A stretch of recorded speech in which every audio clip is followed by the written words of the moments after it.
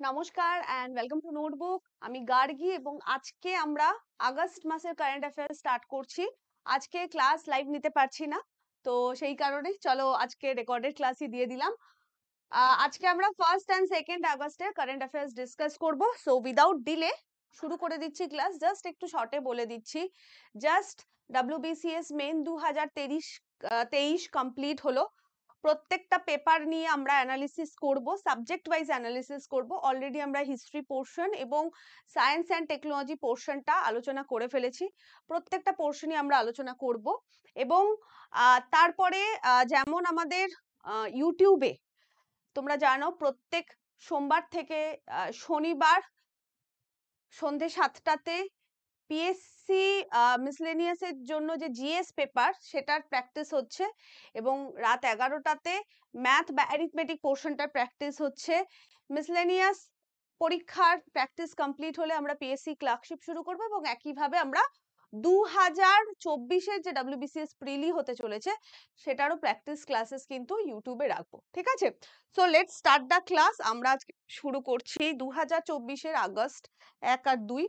আজকে আমাদের first question, আমরা অনেকটা পিছিয়ে আছি অ্যাকচুয়ালি। আজকে আমাদের প্রথম প্রশ্ন হচ্ছে, who has been appointed as the chairman of union public service commission UPSC, যেটার জন্য আমার মনে হয় এখানে অনেকেই তোমরা আছো যারা প্রিপেয়ার করছো ইউপিএসসি এক্সামের জন্য। তো ইউপিএসসির নতুন চেয়ারম্যান কে অ্যাপয়েন্টেড হয়েছেন? যিনি অ্যাপয়েন্টেড হয়েছেন তিনি হচ্ছেন প্রীতি সুদান। প্রীতি সুদান প্রেসিডেন্ট। আমরা জানি ইউপিএসসি যিনি চেয়ারম্যান হন তাকে প্রেসিডেন্ট অফ ইন্ডিয়া অ্যাপয়েন্ট করেন, অবশ্যই on the recommendation of prime minister. তো প্রেসিডেন্ট দ্রৌপদী মুর্মু কিন্তু অ্যাপয়েন্ট করেছেন 1983 ব্যাচের আইএএস অফিসার।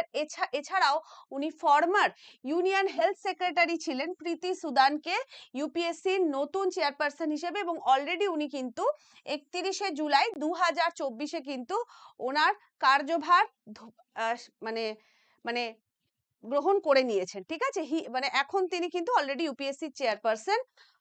উনি কাকে রিপ্লেস করলেন? উনি রিপ্লেস করেছেন ডক্টর মনোজ সোনিকে, যেটা একটা আমরা বহুদিন ধরে ডক্টর মনোজ সোনির এই কোয়েশ্চেনটা স্ট্যাটিক জিকের জন্য ইম্পর্টেন্ট এবং কারেন্ট অ্যাফেয়ার্স এর জন্য ইম্পর্টেন্ট। তো ফাইনালি একটা নতুন কারেন্ট অ্যাফেয়ার্স আমরা পেলাম।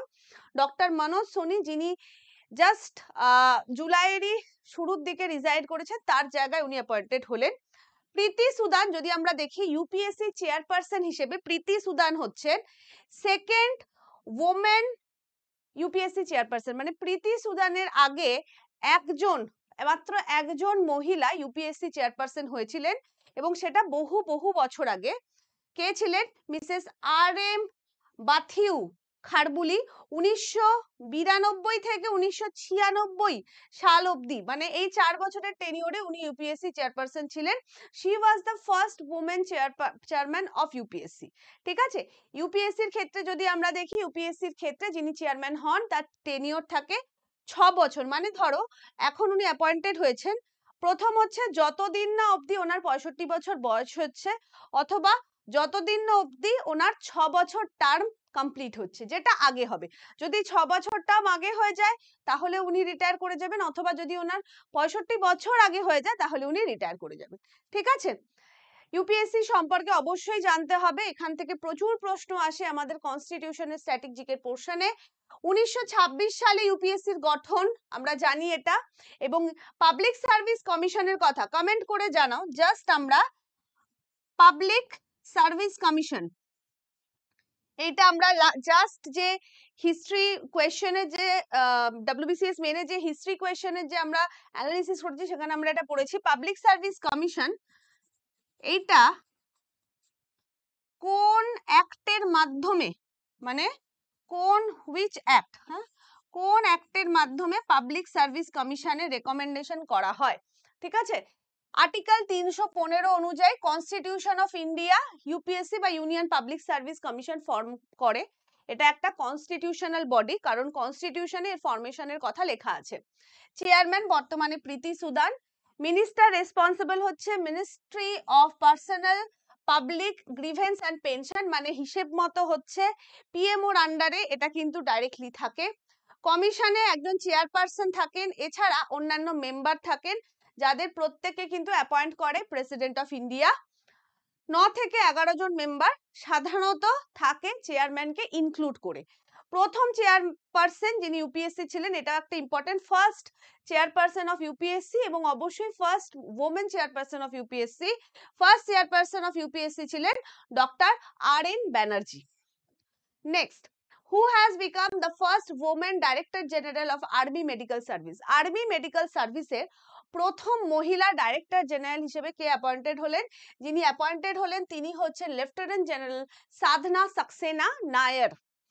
লেফটেন্যান্ট জেনারেল সাধনা সাক্সেনা নায়ার তার office as a director general of medical services মানে গ্রহণ করেছিলেন, কার্যভার গ্রহণ করেছেন অন 1 আগস্ট। উনি কিন্তু আর্মির তরফ থেকে এই পোস্টটা হোল্ড করলেন। আমরা জানি যে, আমি একটু এটা নিয়ে আবার অবশ্যই ডিটেলে একটু পরেই আলোচনা করছি, যে আর্মি মেডিকেল সার্ভিস, ঠিক আছে, বা কি বলবো, director general of medical service, এইটা বেসিক্যালি একটা ইন্টিগ্রেটেড সার্ভিস, মানে আর্মি নেভি আর এয়ারের জন্য একটা ইন্টিগ্রেটেড সার্ভিস।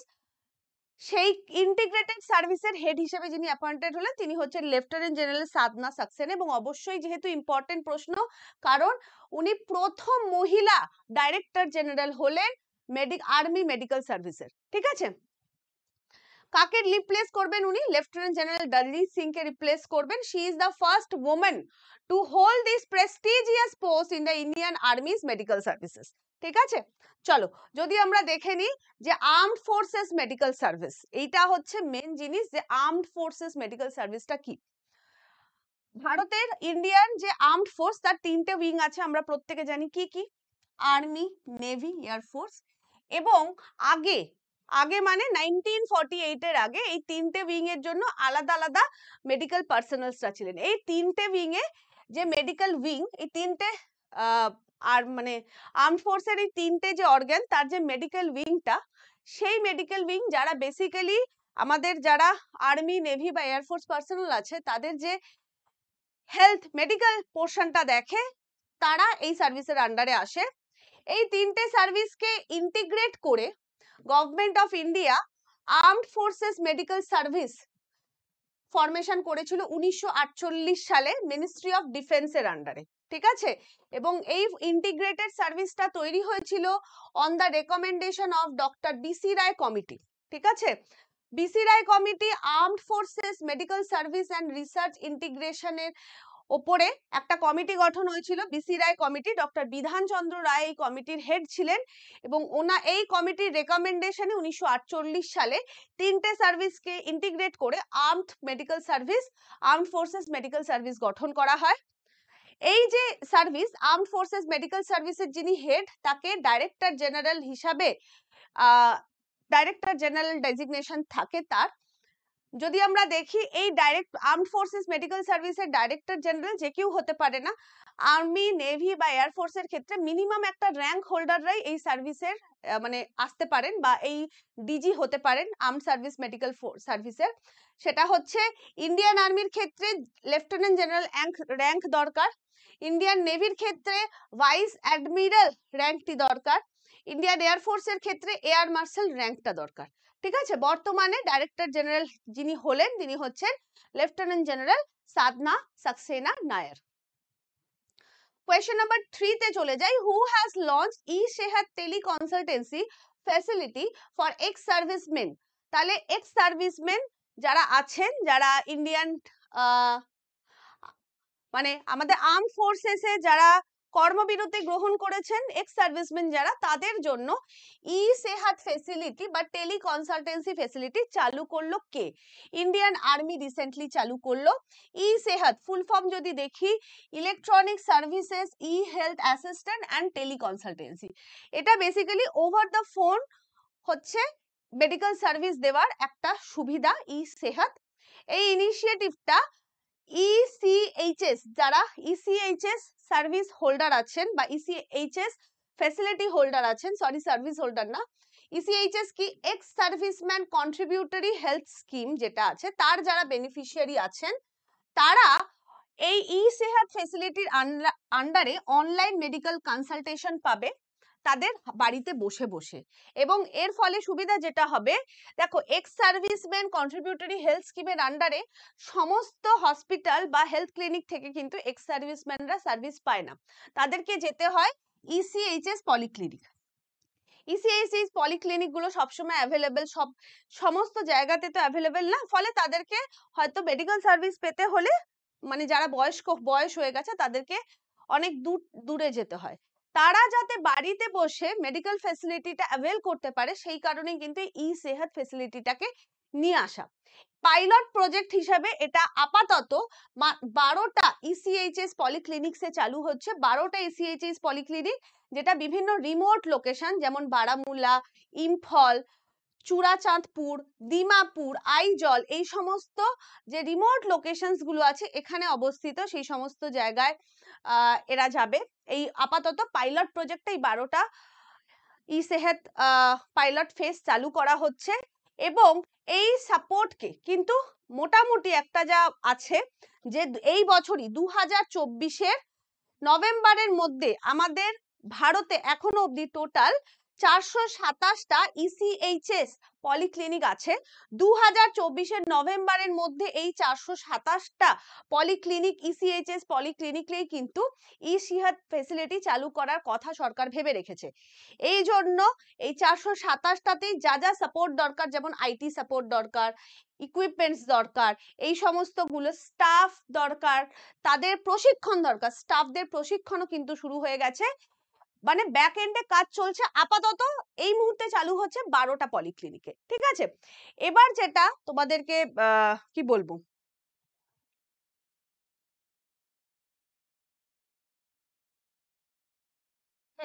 সরি, যেটা হচ্ছে যে এখন আপাতত শুধুমাত্র চেকিং বা অ্যাডভাইজারি মেডিসিন দেওয়া, পরবর্তীকালে আরো যাতে অনলাইন আরো বেশি ফ্যাসিলিটিস দেওয়া যেতে পারে, প্রি কনসালটেশন, ভাইটাল চেকআপস কিছু, বা হোম ডেলিভারি অফ মেডিসিন, এই সুবিধাগুলো কিন্তু এই ই সেহতের আন্ডারে অ্যাড করা হবে, ঠিক আছে। Who has got the license for cross border payment from RBI? RBI বা রিজার্ভ ব্যাংক অফ ইন্ডিয়ার তরফ থেকে রিসেন্টলি ক্রস বর্ডার পেমেন্টের লাইসেন্স পেল তিনজন, কে বিল ডেস্ক, আরডিএন এবং Amazon Pay. RBI recently grant করেছে payment aggregator cross border PACB licence তিনজনকে, 3টে মার্চেন্ট পেমেন্ট কোম্পানিকে। কারা কারা তারা? বিল ডেস্ক, আরডিএন এবং Amazon Pay. BillDesk receive করেছে PACB licence for both export and import, কিন্তু অ্যামাজন পে এবং অ্যাডেন কিন্তু শুধুমাত্র লাইসেন্স পেয়েছে ইম্পোর্টের ক্ষেত্রে, ঠিক আছে। এই লাইসেন্সটা সুবিধা কি? লাইসেন্স পেয়ে কি সুবিধা হলো? লাইসেন্স পেয়ে সুবিধা হবে যে the licence allows this company, সেই কোম্পানিগুলোকে অ্যালাউ করবে to offer payment service for international trade and domestic merchant payment services, ঠিক আছে। মানে এই সমস্ত কি বলবো গেটওয়ে গুলোকে ইউজ করে এখন কিন্তু ইন্টারন্যাশনাল ট্রেড বা ডোমেস্টিক মার্চেন্ট পেমেন্টও করা যাবে। তবে এই 3টে কিন্তু সেকেন্ড টার্মে আরবিআই এর তরফ থেকে এরকম লাইসেন্স পেল। প্রথমবার আরবিআই এর তরফ থেকে পিএসিবি লাইসেন্স যারা পেয়েছে সেটা হচ্ছে Bengaluru based cash free payment. এরা ইন্ডিয়ার লিডিং পেমেন্ট কোম্পানি এবং অবশ্যই ফার্স্ট পিএসইএ টু সিকিউর দা বা ভারতের প্রথম পেমেন্ট এগ্রিগেটর যারা কিনা পিএসিবি লাইসেন্স পেয়েছিল, এই বছরেই পেয়েছে, জাস্ট কিছুদিন আগে 2024-এর 22শে জুলাই তারা আরবিআই এর তরফ থেকে পিএসিবি লাইসেন্স পেয়েছিল। তো ক্যাশ ফ্রি পেমেন্ট হচ্ছে ফার্স্ট পেমেন্ট এগ্রিগেটর যারা পিএসিবি লাইসেন্স আরবিআই এর তরফ থেকে পেয়েছিল, ঠিক আছে। এটা সুবিধা হবে যেটা ইন্ডিয়ান এক্সপোর্টারদের সুবিধা করবে পেমেন্ট ইন্টারন্যাশনাল কারেন্সিতে পেমেন্ট করার জন্য। এছাড়া গ্লোবাল ব্র্যান্ডগুলো ইন্ডিয়াতে তাদের জিনিসপত্র বিক্রির ক্ষেত্রে কিন্তু এই গেটওয়ে গুলো সাহায্য করবে। আর রিজার্ভ ব্যাংক অফ ইন্ডিয়া সম্পর্কে যদি একটু দেখে নিই, রিজার্ভ ব্যাংক অফ ইন্ডিয়া আমরা জানি 1 এপ্রিল 1935-এ আরবিআই অ্যাক্ট 1934-এর মাধ্যমে গঠন হয়েছিল হিলটং ইয়ং কমিশনের রেকমেন্ডেশনে। এবং যদিও এটা প্রথম সেন্ট্রাল ব্যাংক 1926-এ গঠন হয়েছিল এবং পরবর্তীকালে আরবিআই অ্যাক্ট 1934 পাশের মাধ্যমে এবং হিলটন ইয়ং কমিশনের রেকমেন্ডেশনে আরবিআই গঠিত হয়। অরিজিনাল হেডকোয়ার্টার হচ্ছে কলকাতা, কিন্তু 1937 সালে এটা মুম্বাইতে শিফট হয়। গভর্নর প্রথম যিনি গভর্নর ছিলেন, যদি ফার্স্ট গভর্নর অফ আরবিআই জিজ্ঞেস করা হয় তাহলে কিন্তু তিনি একজন ব্রিটিশ ছিলেন, স্যার অসবর্ন স্মিথ। 1935 থেকে 1937 অবধি ছিলেন। 1937 মানে বুঝতে পারছো যে বছর এটা কলকাতা থেকে মুম্বাইতে শিফট করে গেল। প্রথম ভারতীয় গভর্নর হচ্ছেন সিডি দেশমুখ। 1943 থেকে 1949 অবধি কিন্তু ইনি আরবিআই গভর্নর ছিলেন। ডক্টর মনমোহন সিং একমাত্র প্রধানমন্ত্রী যিনি আরবিআই গভর্নর ছিলেন, এবং প্রথম, এখনো অবধি কোনো মহিলা কিন্তু আরবিআই গভর্নর পদে নিযুক্ত হননি। প্রথম কোন মহিলা যিনি ডেপুটি গভর্নরের পদে ছিলেন তিনি হচ্ছেন KJ উদেসি। ঠিক আছে। According to the WTO report, what rank did India get in the world in anti-dumping duties? Anti-dumping, এটা কেটে গেল নিচে। অ্যান্টি ডাম্পিং ডিউটিজ এর ক্ষেত্রে ভারতবর্ষের র্যাঙ্ক কত? সেকেন্ড। অ্যান্টি ডাম্পিং ডিউটিজ এর ক্ষেত্রে ভারতবর্ষের র্যাঙ্ক হচ্ছে সেকেন্ড, এবং ইউএস এর পরে অ্যান্টি ডাম্পিং ডিউটিজ এর ক্ষেত্রে India is the second country after US in initiating and imposing anti-dumping duties among World Trade Organization members in 2023। ঠিক আছে।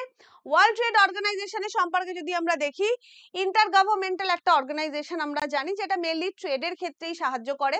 1995 এর গঠন। Officially recommended it operation on 1 January 1995, pursuant in the 1994 Marrakesh agreement, যেটা কিনা general agreement on tariff and trade GATT কে replace করে WTO আসে। Headquarter সুইজারল্যান্ডের জেনেভাতে অবস্থিত, এবং ডাইরেক্টর জেনারেল হিসেবে আছেন নাগোজি, দাঁড়াও এটা তো ছোট হবে না, হ্যাঁ হবে, ডাইরেক্টর জেনারেল হিসেবে আছেন নাগোজি অঙ্কোজো ইওয়ে লিয়া, নাইজেরিয়ার। ঠিক আছে। Next, Rohan Bopanna has assumed his retirement, he is related to what? এটা আমরা জানি রোহান বোপান্না আমাদের ভারতবর্ষের একদম প্রফেশনাল টেনিস প্লেয়ার, এবং উনি mainly he স্পেশালাইজেস in doubles, doubles এর ক্ষেত্রে উনি স্পেশালাইজড। উনি কিন্তু রিসেন্টলি ওনার রিটায়ারমেন্ট অ্যানাউন্স করেছে, এবং আমরা জাস্ট ওনার সম্পর্কে একটু ডিটেলে জেনে নেব। উনি রিসেন্টলি আমরা যদি দেখি যে রিসেন্টলি উনি একটা অ্যাচিভমেন্ট পেয়েছে, সেটা হচ্ছে 2024 অস্ট্রেলিয়ান ওপেন কিন্তু উনি জিতেছেন ম্যাথিউস এমডেনের সাথে, যে ওনার one of the finest double title, এবং এইটা জিতে উনি বিশ্বের ওল্ডেস্ট ফার্স্ট টাইম নাম্বার 1, বিশ্বের মানে বয়স্কতম প্লেয়ার যিনি প্রথমবারের জন্য কোনো গ্র্যান্ড স্ল্যাম জিতলেন at the age of 49 years 9 month.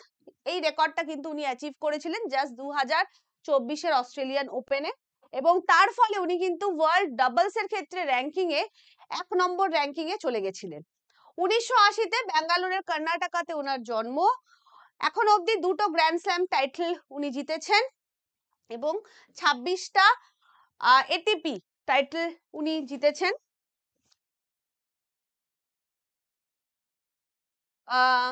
Gold mainly সবকটাই কিন্তু ডাবলস এর ক্ষেত্রে, এছাড়া উনি এশিয়ান গেমসে গোল্ড মেডলিস্ট। 2017 ফ্রেঞ্চ ওপেনের মিক্সড ডাবল জিতেছিলেন কানাডিয়ান পার্টনার গ্যাব্রিয়েলা ডাব্রস্কির সাথে, এবং 2024 আমরা দেখলাম যে মেন্স ডাবল তো উনি জিতেইছেন, এবং অস্ট্রেলিয়ান ওপেন ওনার পার্টনার ছিলেন ম্যাথিউস এবডেন, এবং এর ফলে উনি কিন্তু oldest first time number 1 tennis player হয়ে গেছেন। উনি ভারতবর্ষকে 2বার অলিম্পিকে রিপ্রেজেন্ট করেছিলেন, অলিম্পিক লন্ডন অলিম্পিক 2012 এবং রিও অলিম্পিক 2016। 2018 জাকার্তার এশিয়ান গেমসে উনি গোল্ড মেডেল জিতেছেন in men's doubles. Arjun award পেয়েছেন 2019-এ, এবং এই বছর পদ্মশ্রী পেয়েছেন 2024-এ। ঠিক আছে।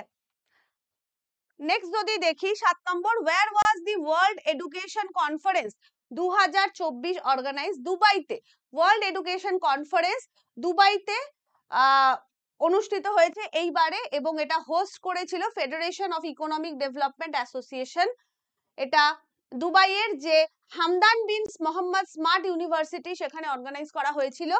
এখানে একটা জিনিস একটু মনে রেখো শুধু, এখানে tech leaders forum of India বা টেলফি এটা লঞ্চ করা হয়েছে।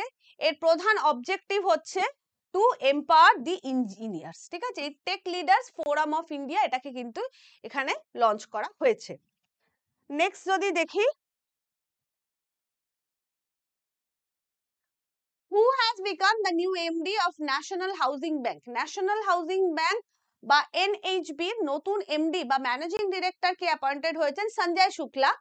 গভর্নমেন্ট অফ ইন্ডিয়া অ্যাপ্রুভাল পাওয়ার পরে উনি চার্জ নিয়েছেন as the managing director of national housing bank.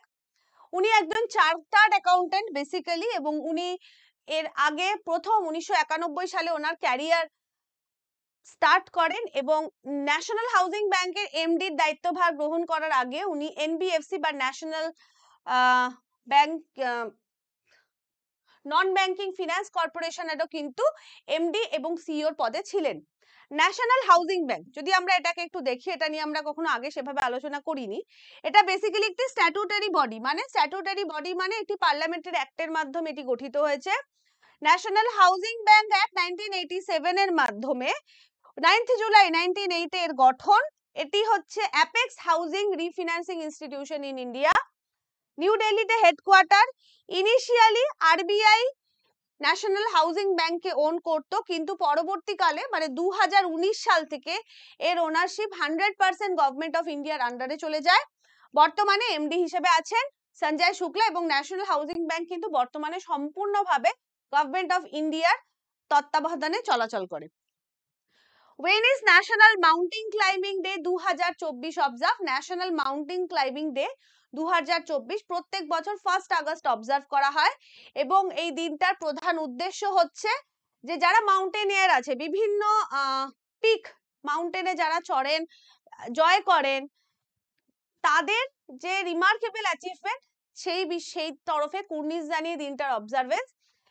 1 August এই কারণেই, কারণ এই দিন ববি ম্যাথিউস এবং জোজ ম্যাডিগান নামক দুজন মাউন্টেনিয়ার ছিলেন যারা সাকসেসফুলি অ্যাডিরনড্যাক মাউন্টেন, যেটা নর্থ ইস্টার্ন নিউ ইয়র্কে অবস্থিত, এই মাউন্টেনের টোটাল 46টা পিকস আছে বা শিখর আছে, টোটাল 46টা শিখরই এনারা জয় করেছিলেন এই 1 আগস্ট।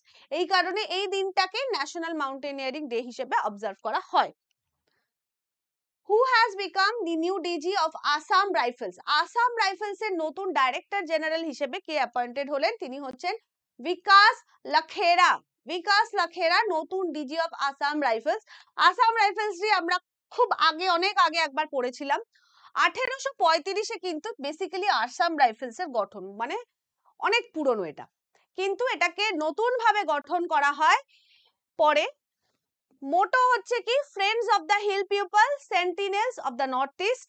ইট ইজ ওল্ডেস্ট বলবো না, এটা হচ্ছে ওয়ান অফ ওল্ডেস্ট বলতে পারি, oldest paramilitary force of India.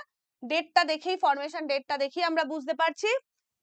ভারতের যে সিএপিএফ আছে মানে সেন্ট্রাল আর্ম পুলিশ ফোর্স, তার আন্ডারে একটা উইং হচ্ছে আসাম রাইফেলস, এবং এর প্রধান উদ্দেশ্য হচ্ছে বর্ডার সিকিউরিটি, কাউন্টার ইনসার্জেন্সি এবং maintaining law and order in north east India and Jammu and Kashmir in lines of Rashtriya rifles. আগে এর টেরিটরিটা একটু আলাদা ছিল, এখন এটাকে জম্মু এন্ড কাশ্মীরেও কিন্তু আসাম রাইফেলস এর পার্সোনালরা দেখা যায়। আগে জম্মু এন্ড কাশ্মীরে কিন্তু আসাম রাইফেলস এর পার্সোনালরা ছিল না, এটা নতুন অ্যাডিশন হয়েছে। It is one of the CAPF of India. তোমরা জানো 7টা সিএপিএফ এর উইং আছে, BSF, CRPF, CISF, ITBP, NSG, SSB এবং আসাম রাইফেলস। তো সিএপিএফ এর একটা উইং, এর হেডকোয়ার্টার মেঘালয় শিলং এ অবস্থিত। ডাইরেক্টর জেনারেল লেফটেন্যান্ট জেনারেল বিকাশ লাখেরা, এবং এটা কিন্তু মিনিস্ট্রি অফ হোম অ্যাফেয়ার্স এর আগে আন্ডারে কিন্তু CAPF as well as Assam rifles এর জুরিসডিকশন পড়ে। ডাইরেক্টর জেনারেল গুলো নিয়ে আমরা একটু আলোচনা করি। এখনো অবধি বর্তমানে এসএসবি বা সশস্ত্র সীমা বলের ডাইরেক্টর জেনারেল হচ্ছে দলজিৎ সিং চৌধুরী। বর্ডার সিকিউরিটি ফোর্সের ডাইরেক্টর জেনারেল হচ্ছেন Nitin Agarwal. Central reserve police ফোর্সের ডাইরেক্টর জেনারেল হচ্ছেন আনিস দায়াল, ওনারই অ্যাডিশনাল চার্জ আছে সেন্ট্রাল ইন্ডাস্ট্রিয়াল সিকিউরিটি ফোর্সের ডাইরেক্টর জেনারেল হিসেবে। ন্যাশনাল সিকিউরিটি গার্ডের ডাইরেক্টর জেনারেল হচ্ছেন নলিন প্রভাত। স্পেশাল প্রোটেকশন গ্রুপ বা এসপিজি ডাইরেক্টর জেনারেল হচ্ছে অলোক শর্মা। আইটিবিপি বা ইন্দো তিবেতান বর্ডার পুলিশের ডাইরেক্টর জেনারেল হচ্ছেন রাহুল রস্তোগি। এনসিসি বা ন্যাশনাল ক্যাডেট কর্পস এর ডাইরেক্টর জেনারেল হচ্ছেন গুরবীর পাল সিং। আইসিজি বা ইন্ডিয়ান কোস্ট গার্ডের ডাইরেক্টর জেনারেল হচ্ছেন রাকেশ পাল। এনডিআরএফ বা ন্যাশনাল ডিজাস্টার রিলিফ ফান্ডের ডাইরেক্টর জেনারেল হচ্ছেন পীযূষ আনন্দ। রেলওয়ে প্রোটেকশন ফোর্স বা আরপিএফ এর ডাইরেক্টর জেনারেল হচ্ছেন মনোজ যাদব এবং আসাম রাইফেলস এর ডাইরেক্টর জেনারেল নতুন যিনি অ্যাপয়েন্টেড হলেন বিকাশ লাখেরা। In which state has the country's first 3D printed school been opened? কোন রাজ্যে ভারতের প্রথম 3D printed স্কুল ওপেন করা হলো? সেটা হচ্ছে অরুণাচল প্রদেশে ভারতের প্রথম 3D printed স্কুল ওপেন করা হলো অরুণাচল প্রদেশে ইটানগরের পাচিন নামক জায়গায়, এবং এটা চিফ মিনিস্টার পেমা খান্ডু নিজে এটা ইনগ্রেট করলেন 2023 নভেম্বর মাসে। এই স্কুলটা আগুন লেগে ডিস্ট্রয় হয়ে যায়, এটাকে নতুন ভাবে বিল্ড করা হয় এবং সেই বিল্ডেই 3D প্রিন্টেড টেকনোলজি ইউজ করা হয়। খুব এটা একটা মানে অ্যাচিভমেন্ট যে 2 মাসের মধ্যে কিন্তু এই স্কুলটা পুরো রেডি করা হয়েছে। অরুণাচল প্রদেশ ইউনিয়ন টেরিটরির দায়িত্ব মানে ভারতের ইউনিয়ন টেরিটরি হয়েছিল 1972-এ এবং ভারতের পূর্ণ রাজ্যের মর্যাদা পেয়েছিল 1987-তে। ক্যাপিটাল ইটানগর। গভর্নর হচ্ছে Kaivalya Trivikram Patnaik. Chief minister Pema Khandu BJP পার্টির তরফ থেকে আছেন। আমাদের নর্থ ইস্টে যে 7টা রাজ্য আছে তার মধ্যে সবথেকে বড় রাজ্য হচ্ছে অরুণাচল প্রদেশ, এবং এটা ভুটান, মায়ানমার এবং সাথে এবং অ্যাজ ওয়েল অ্যাজ চায়নার সাথে একটা ডিসপিউটেড বর্ডার কিন্তু শেয়ার করে থ্রু ম্যাকমোহন লাইন। এটা হচ্ছে স্কুলটা, ছবিটা দেখে খুব একটা বুঝতে পারবে না। এখানে আমরা কিছু ডিটেলস দেখে নেব যে ভারতের প্রথম 3D প্রিন্টেড টেম্পল শুরু হয়েছিল যে রাজ্যে, সেটা হচ্ছে তেলেঙ্গানা। ভারতের প্রথম 3D প্রিন্টেড পোস্ট অফিস শুরু হয়েছিল ব্যাঙ্গালোরে। ভারতের প্রথম 3D printed human cornea start হয়েছিল হায়দ্রাবাদে। ভারতের প্রথম 3D প্রিন্টেড বিল্ডিং কেরালাতে স্টার্ট হয়েছে। In which IIT Nirmala Sitharaman inaugurate এই ভারতের প্রথম 3D প্রিন্টেড হাউস। IIT মাদ্রাজে নির্মলা সীতারামন ভারতের প্রথম 3D প্রিন্টেড হাউস লঞ্চ করেন। ভারতের প্রথম 3D প্রিন্টেড রকেট ইঞ্জিন সেটা হচ্ছে Agnikul cosmos. 3D printed cryogenic engine যেটা কিনা সাকসেসফুলি টেস্ট করেছে কে? Skyroot aerospace. ওয়ার্ল্ডের প্রথম 3D প্রিন্টেড রকেট হচ্ছে টেরান 1 রিলেটিভিটি স্পেস, ইউএস এর তরফ থেকে এটা লঞ্চ করা হয়েছে। বিশ্বের প্রথম 3D প্রিন্টেড মস্ক হচ্ছে সৌদি আরবিয়াতে জেদ্দায় ইনগ্রেট করা হয়েছিল, এবং ভারতের প্রথম 3D প্রিন্টেড স্কুল যেটা আমরা পড়লাম সেটা প্রথম লঞ্চ করা হলো কোথায়? অরুণাচল প্রদেশে। নেক্সট যদি দেখি, where will the 32nd international conference of agricultural economists be held? Agricultural ইকোনমিস্টদের 32তম ইন্টারন্যাশনাল কনফারেন্স কিন্তু এই বছর মানে 2024-এ নিউ দিল্লিতে ইনগ্রেট করা হয়েছে এবং আয়োজিত করা হয়েছে।